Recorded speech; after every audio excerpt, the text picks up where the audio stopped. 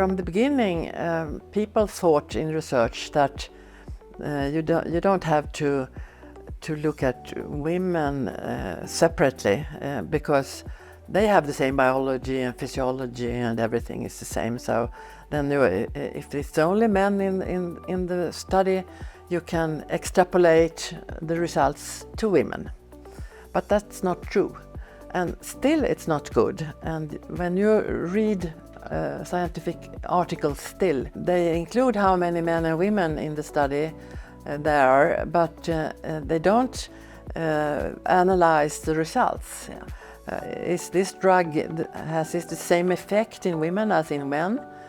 They don't do that. And that might be very, very dangerous for women, because sometimes it's not the same effect, and women have more side effects than in drugs. As you know, it's very common that elderly women get a radius fracture, and they go to the casualty ward, they got the usual treatment, and then goodbye. And there is no follow-up. Is this the first sign of osteoporosis? And especially in the Nordic country, osteoporosis is very, very frequent, and it's number one in the world, the Nordic countries, with osteoporosis. So it's important to investigate it.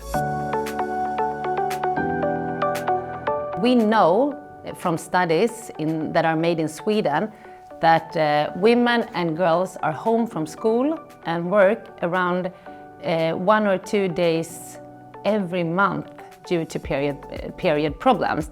And this affects 15% of girls and women in Sweden. So this is of course a big problem for women during this period of their lives. A girl that gets her first period and is having a big problem with this, with dysmenorrhea or heavy bleeding, they go to the nurse or to their mother and they tell them their problem, and the answer they get is that this is what it's like to be a woman.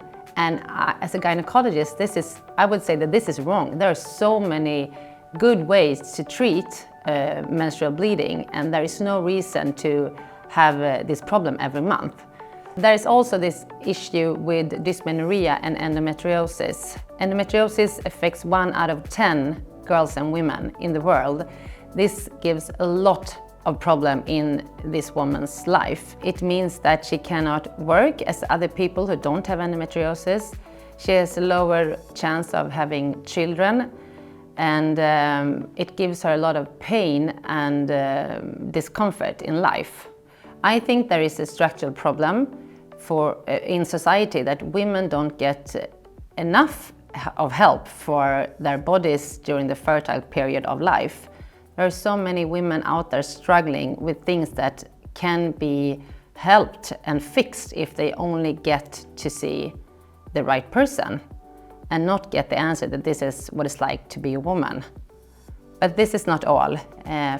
Urine incontinence. In Sweden, around 500,000 women have urine incontinence and don't seek help for this.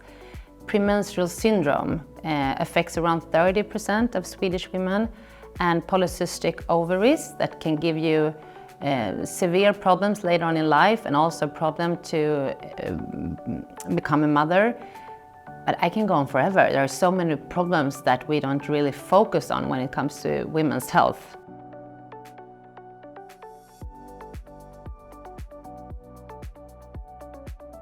Menopause can cause a lot of problems for women.